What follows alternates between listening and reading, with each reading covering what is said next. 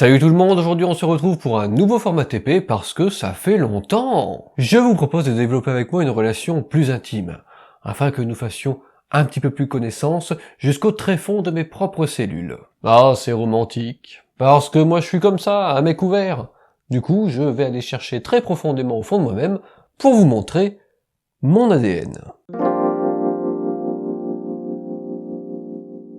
Ce qu'on va voir aujourd'hui est tout à fait thématique avec la dernière vidéo qui est sortie, qui parlait donc de génétique. Si vous n'avez pas vu, bien sûr, allez la voir. Aujourd'hui, vous l'aurez compris, donc nous allons observer de l'ADN. Et pas seulement le mien, car avec du matériel que vous trouverez facilement ou que vous avez déjà chez vous, eh bien, vous pourrez aussi voir votre propre ADN, et c'est là tout l'intérêt de cette vidéo. Et en plus de ça, cette vidéo sort en même temps que celle de Tania, c'est une chaîne dont je vous ai déjà parlé, sauf qu'elle va faire la même chose que nous, mais avec de la banane. Je vous recommande d'aller voir cette vidéo, et on expliquera un petit peu après pourquoi avec la banane, ça marche quand même pas mal. Revenons à nos affaires, parce qu'on va essayer d'expliquer un petit peu ce que nous nous apprêtons à réaliser, parce qu'on va pas juste faire notre expérience, on va essayer de donner pas mal de détails autour. Dans le jargon scientifique, ce que nous nous apprêtons à faire s'appelle une extraction d'ADN. C'est une manipulation de base que l'on fait au laboratoire qui est absolument indispensable si on veut travailler sur l'ADN, qui se fait bien sûr après avoir récupéré des échantillons, des cheveux, des bouts de plantes, du sang, des plumes, des poils, du sol, bref, plein de choses très différentes. Bah oui, parce que c'est bien beau de dire qu'on va récupérer l'ADN, mais encore faut-il savoir pourquoi on le fait. Car travailler sur l'ADN apporte tout un tas d'avantages. L'ADN étant la carte d'identité du vivant, les champignons, les plantes, les animaux, les bactéries, chacun possède de l'ADN. C'est universel. C'est ce qui lie les êtres vivants, c'est l'une des choses qui caractérise la vie, il peut donc, entre autres, permettre d'identifier certains organismes, voire carrément certains individus. Et au-delà du simple fait d'identifier des organismes, cela permet notamment de travailler sur les maladies génétiques ou encore des gènes associés à tel ou tel trait, etc., etc., etc., etc., etc. On fait donc énormément de choses avec l'ADN et il m'est parfaitement impossible de tout vous résumer en si peu de temps. Bon, plutôt que de tergiverser, je vous propose plutôt de regarder ce qu'il nous faut pour réaliser cette expérience. Pour commencer, il vous faudra un verre fin, un petit verre ou un verre à shooter. Comme je me l'appelle, je vais utiliser un tube en verre, ce sera plus visuel. Ensuite, il vous faudra du sel, du liquide vaisselle et de l'alcool. Ce sera indispensable. Pour l'alcool, il faut de l'alcool fort, à 70% si possible au moins. Certains préconisent de l'alcool à brûler, mais il paraît que ça marche aussi si vous utilisez votre bouteille de vodka ou de rhum blanc la plus forte. Prévoyez aussi une petite baguette pour mélanger. En option, vous pouvez aussi prendre du jus d'ananas, et l'avantage c'est que si l'expérience rate, eh bien au moins vous pourrez vous faire un cocktail avec le jus et la vodka. Et pour démarrer, il nous faut un échantillon. C'est vous. Je vais donc cracher dans le tube, l'échantillon sera donc ma salive. Par contre, je vous demanderai de tourner la tête et de respecter mon intimité. Allez, tournez la tête.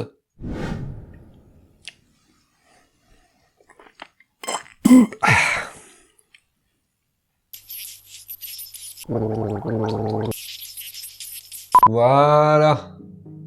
On a une bonne quantité, je suis très content de vous montrer ça de très près. Hein. Alors, je vous encourage quand même vivement à sécréter une assez grosse quantité. Un conseil de technicien, c'est toujours mieux de partir avec une bonne quantité de départ. Voilà, on a bien vu là. Dans la salive se trouvent des cellules de votre bouche. Et c'est ce qui nous intéresse puisque l'ADN se trouve au sein de ces cellules, plus exactement dans une partie qu'on appelle le noyau, assez profondément au sein de la cellule donc. Alors, dernière astuce, pour bien avoir des cellules au max, essayez de relaxer un peu, frottez-vous contre vos dents, tout ça uniquement pour récolter le max de cellules. Voilà, c'est bien comme ça.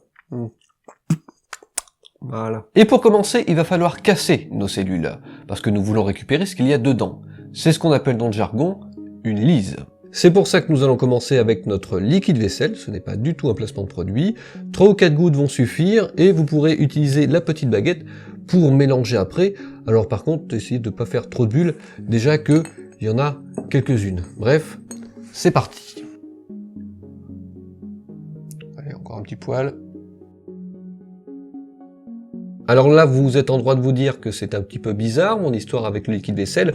Pourquoi on utiliserait du liquide vaisselle pour casser les cellules? Eh bien, Jamy, c'est très simple. Ce que vous êtes en train d'observer, c'est une cellule.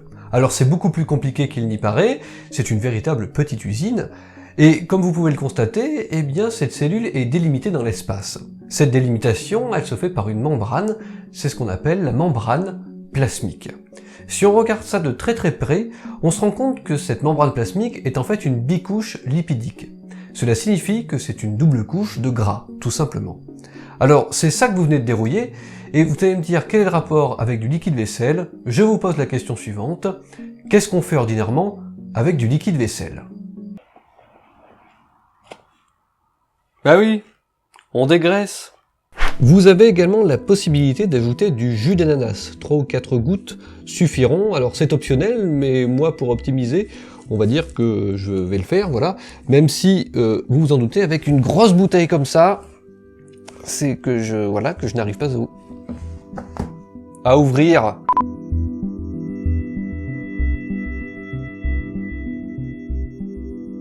Si vous avez bien écouté, vous aurez compris que ce sont mes cellules entières que j'ai mis dans mon tube quand j'ai craché dedans. Autrement dit, quand je vais faire la lise, quand je vais les casser, je vais pas me retrouver qu'avec de l'ADN, il y aura plein de débris cellulaires, dont pas mal de protéines. Et ça tombe très bien parce que le jus d'ananas contient des protéases, à savoir des enzymes qui permettent de casser la gueule aux protéines. C'est leur passion.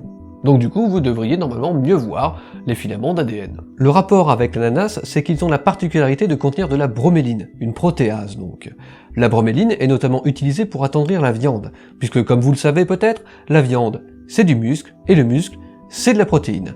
La broméline est utilisée sous forme de poudre qu'on peut mettre dans les marinades. La viande sera alors plus tendre. Et si vous êtes allergique à l'ananas, vous pouvez également utiliser du liquide pour verre de contact qui contiennent également ces fameuses protéases. Alors par contre, c'est moment en cocktail. C'est vrai. Maintenant, ce que nous allons faire, c'est que nous allons ajouter du sel, c'est du chlorure de sodium de formule NaCl. Voilà, on en reparlera un petit peu après. Et donc, une pincée ou deux devrait suffire. Donc c'est parti. Je remélange un petit peu et j'en profite pour vous dire que le sel va permettre de regrouper nos brins d'ADN. On va expliquer ça. Quand vous ajoutez du sel, du chlorure de sodium donc, les atomes se séparent pour former des ions Na+, et Cl-. Les ions, c'est chargé électriquement. Il y a des charges positives et négatives.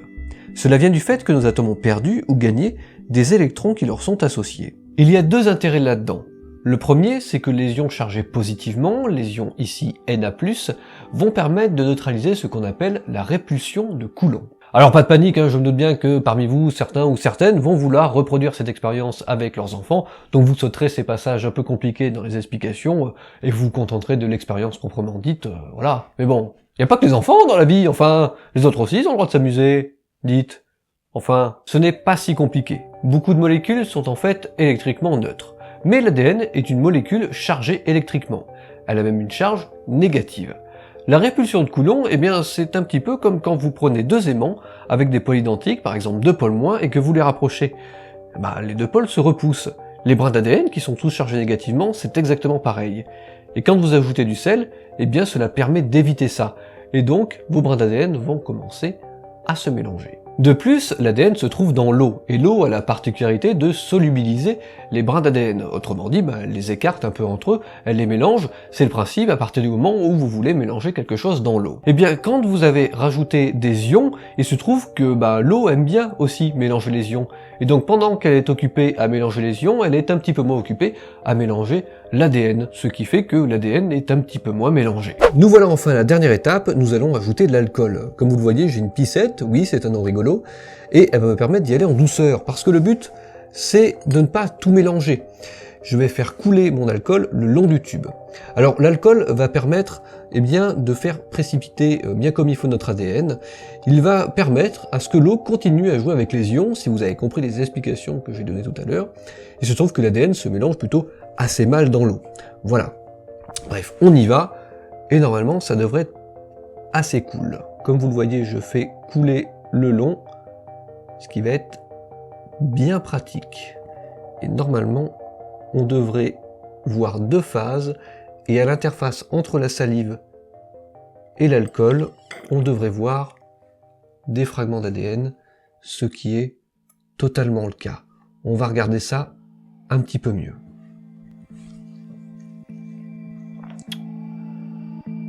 Voici donc les brins d'ADN. À l'interface, on voit tous ces filaments que vous voyez. C'est votre ADN, bravo, c'est magnifique. Ça a très bien fonctionné. Alors ça fonctionne d'autant plus, comme je le disais, que vous avez mis pas mal de salive dans le tube, et aussi parce que vous êtes bien frotté les dents contre l'intérieur des joues. On a de beaux filaments d'ADN, franchement c'est magnifique.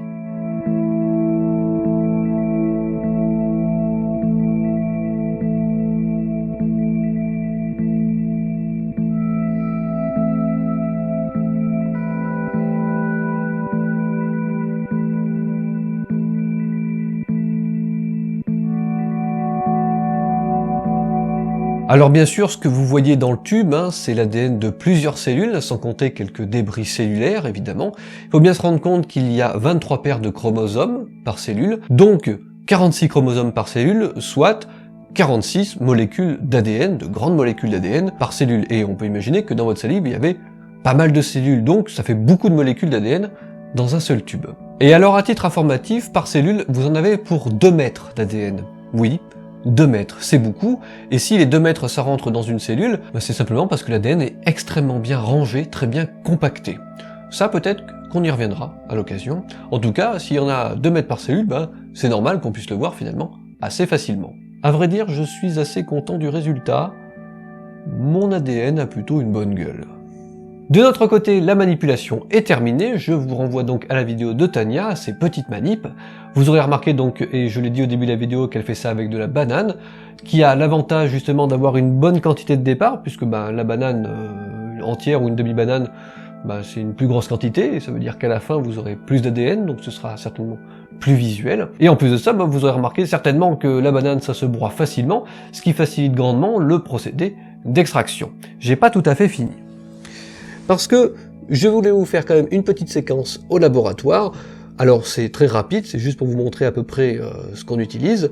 Donc c'est la petite séquence bonus. Me voilà donc dans les tréfonds du stockage du laboratoire dans lequel je travaille. Je voulais vous montrer avec quoi on fait vraiment une extraction dans les labos, puisque vous vous en doutez, on fait pas ça avec du liquide vaisselle.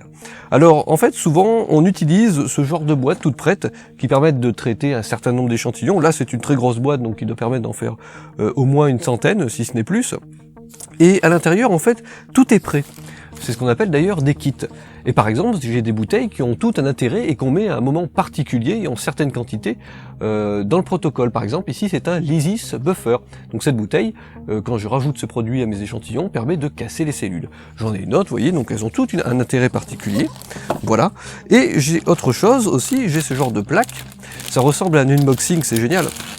Voilà, dans ce genre de plaque, vous voyez, il y a des trous dans cette partie-là, qui permettent donc d'ajouter les échantillons, et aussi au niveau de la partie verte que vous voyez, il y a des filtres. Alors les filtres ont divers intérêts, mais par exemple, cela permet, quand on fait passer l'échantillon, ça permet de capturer l'ADN, tout simplement, voilà.